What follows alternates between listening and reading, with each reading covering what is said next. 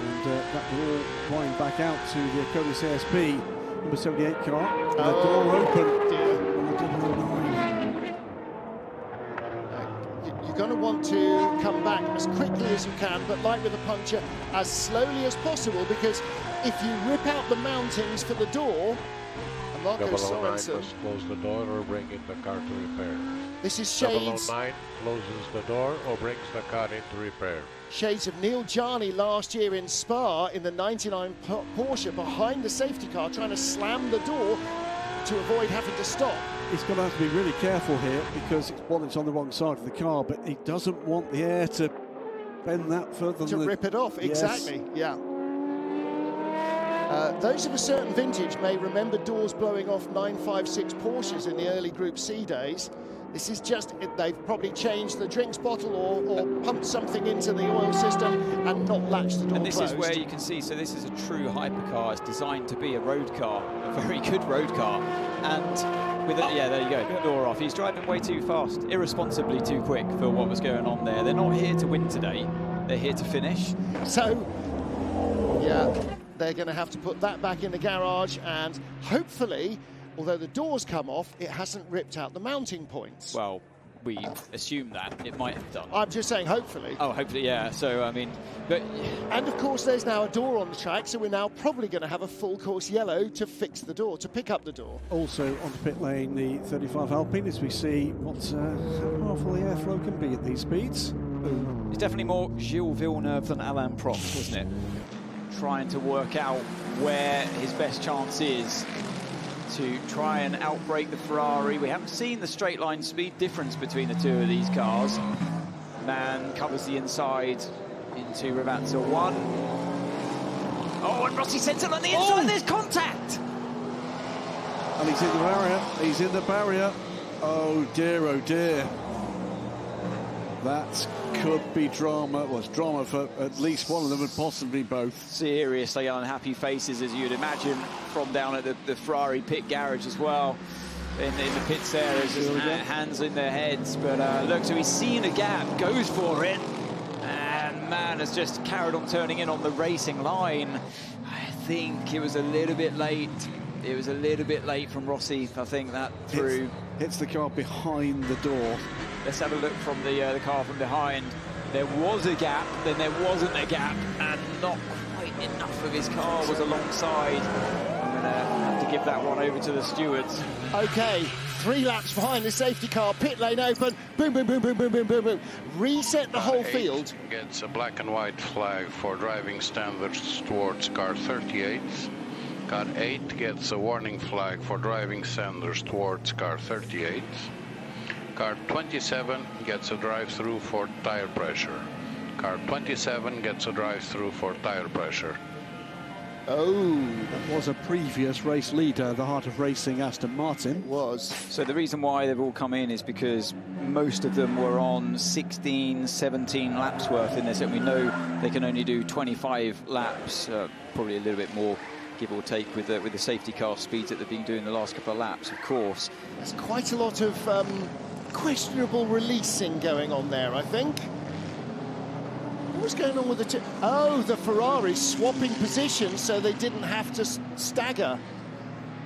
That's 51 going ahead of 50 so that they can pit in the correct order. That's what's happening there. Are they allowed to do that? Well, they've done. One's going below the speed limit. I think you can if you're in the blending lane, as it's called. So the painted Goodyear graphic part, and that's why members of the teams are jumping out of the way. I've never seen that before. Oh, Nick de Vries, the car stopped in the wrong box. That's because the lollipop man stopped him. And now the teams are starting to head to the pit wall. They have started the last lap. They are waiting for Robert Kubica to make it through to the end. He will take no chances in traffic. And I'm sure that all of the teams are being warned that the leader is coming up behind you. Just keep it clean. And into the Porsche curves for the final time. They are waiting 350,000 fans are waiting. Millions worldwide are waiting. For the third year in a row, the prancing horse will top the podium at Le Mans. 51 broke a long drought in 2023. 51 last year, and the 83 AF Corsa Ferrari wins Le Mans 2025. What a story. Victory in LMGT3 goes to Manthey first form, Porsche number 92, and Richard Leeds for the second time in 3 years, the second time in 2 years, brings the car across the line. Francois Heriot has a lot more grip at the moment than the front-engine Mustang in front of him with Bernardo Souza. I think it's going to be the second stint where the Ferrari, that's gentler on its tyres perhaps, is now starting to have those inroads. The genius of this class is around the outside this time. Tries the 21 car. There's a bit of a kiss there to the rear of the car, and I think has made that pay. Yeah, he's just about there and gets his nose in front. Good racing by both drivers. Could there be two more different performance cars than the two you're looking at there? The Ferrari 296, the Ford Mustang, rear-engined V6 turbo, front-engined big V8 normally aspirated car. That's one of the joys, isn't it, of endurance racing, of sports car racing, is they all look different, they all sound different to each other. Contact between Vanthoor and Jensen at turn 12 being investigated. That's the kiss to the rear, wasn't it? The Porsche on the Peugeot.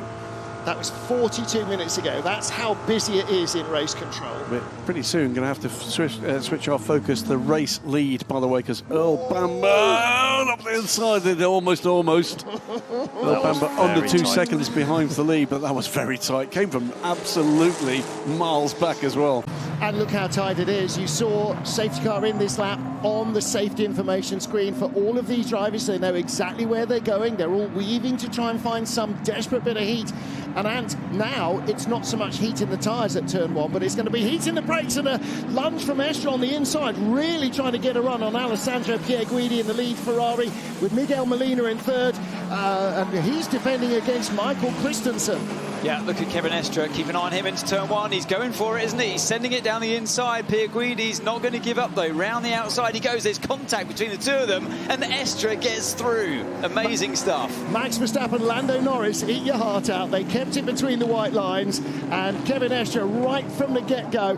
That's what happens when you come into the booth, and there's... We said, did Molina just get by? Yes, he does now, because off has gone Alessandro Pierguidi. Does he have a puncture? Come back on. Left front puncture, or is it a loose wheel? It looks like a puncture, because there was contact, wasn't there, between the two cars. He is sitting down on that left front. It won't make sense. Championship leader. Yeah, he can't make it through the right-hand corners, can he? It's because of that contact on the exit. Oh, and he's contacted the 83. Yep, and through comes the Toyota. Now that's not for position. The Toyota is a long way back, a lap behind. But the 83, I think, got through unscathed. There he is. Lost a bit of ground with that minor contact, so the Toyota right with him, as is the LMGT3 leader, who's lost absolutely nothing to them in Sector 1. Yeah, this is kind of Sebastian Buemi in the number 8 car in Bahrain last year, isn't it? Oh, and another big lurid spin. That's 27 hard to racing. And who's that in the dust? That's the 007. And it's big damage. And that is out of the race. That is very heavily damaged right front corner. It was Aston and Aston. It's heart of racing, I'm afraid. Yep. So coming out of the pits, 007. Straight on the colder tyre. Yep. Good handle at that point.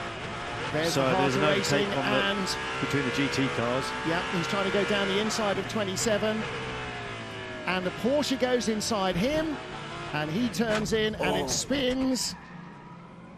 Wow. Lots of drama as the 007 on its outlap loses it on cold tyres and takes out 27, the Heart of Racing car that had just pitted from the top 3 in LMGT3. This is the 60 Mercedes coming back up the order. How far have they got up to now? This is passing Team WRT's Kelvin van der Linde for 13th position. That's cycling back after their pit stop, but that, I think, that means they are going to need a splash at the end of this race. I haven't responded to your insult, but I was too busy eating this delicious chocolate mousse from Cadillac Hurst Cota. Yeah, that didn't work at all, did it? The McLaren coming by. This is United Autosports Marino Sato. This is not actually in this battle, it is a lap ahead of this duo. Yes, it is. Looks like Amadou Harty's not getting back in. No, I'm guessing not. No, fully relaxed. Right, we're Danny Hunkadea, 6th position for Hunkadea, and still right behind the 31 car of Augusto Farfus, and rather hoping these hypercars might hold up Farfus. So far the traffic has broken well for Augusto, but that's what he needs, Hunkadea, is for Farfus to have to be on the brakes where he doesn't need to be, and then to allow the Corvette to have a run at him. Unfortunately, he could have been in a bit of a straighter position.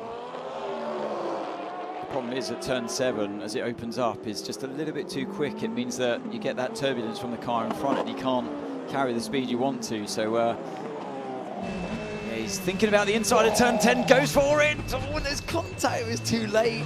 It was a bit too late, but I don't know how they're going to see that one down in the steward's room. But he's flashing him because he feels like Farfus turned in on him.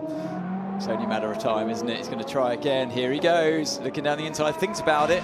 Maybe tries to sell him a bit of a dummy, but Farfus is too wise for that. Yeah, a little bit of a kiss there off the curb. And they run up towards turn 4 now. They're so evenly matched in straight line speed. Juncadella knows he's got to do it on the brakes. Can't do it into turn 4 that time around. It's going to be potentially into turn 8 again, but this is what I mean. It's brilliant stuff between these two. Even coming to blows, they managed to keep the car in the right direction and not lose too much time from it. Because they're pros. This is like rugby players. Yeah. They know it's part of the game and they're just getting on with it. Look how Farfus didn't go all the way to the edge of the track before turning into turn 8. So it's great. They're like, it's almost like they're reading each other's minds in this situation. You know, as the car in front, what you would do if you were the car behind, and vice versa. So, yeah, once again, that tight line going into turn 10. But it gives him a bad exit. Look, and he knows it, and he's pushing him all the way to the edge of the track, to the point where Juncadella can't do anything about it. So gets a few more aggressive flashes. Door open very nicely there for Kubica, but now Hunkadea throws it up the inside into turn 11, but it's going to leave him slow up the hill, and Farfus comes back. He's saying, that's P1 for me, mate. Yes, indeed. Out the window. Is it Daytona all over again? It's the Tommy Milner salute. It is. I didn't know you could. And by the way, how did he get his arm out the window? By the way, that was with Augusto. Special arm. And that was with Augusto Farfus as well. It was indeed. Must be like deja vu. It's a special arm fitted to Corvette windows that you pull a little string and it flaps out. Let's hope he doesn't make the same offer on T-shirts that nearly bankrupted Tommy. Smiles from the boys at TF Sport and from WRT as well. And you know, they're all enthusiastic racers. They love this stuff. Of course, you love it a little bit more if your guy comes out on top, but you love it nonetheless.